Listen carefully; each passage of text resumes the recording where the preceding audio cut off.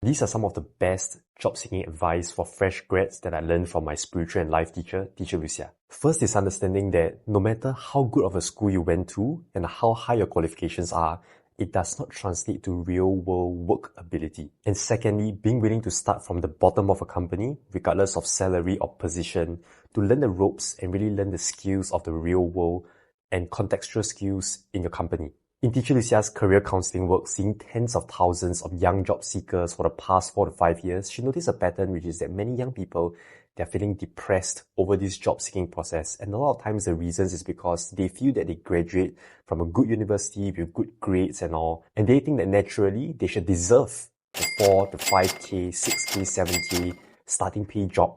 When in actual fact, their qualifications or how knowledge they are doesn't necessarily translate to real-world workability that the companies are willing to hire at such a price for. Of course, I get it that there are cases like government sectors where they just see based on your cert and all to determine your starting pay and things like that. But what I want to share is that if you're in a position where you can't find a job or you're feeling depressed over job-seeking prospects, then try to switch perspective and consider what I shared earlier. Understand that fundamentally, how much we are getting paid for is based on the value that we are providing to our employers and the marketplace.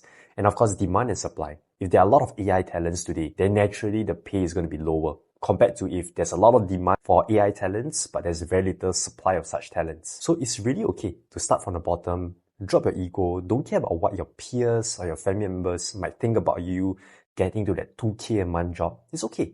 Just be in your own zone. Focus on learning the ropes of the real world. Not just the hard skills, but also the soft skills.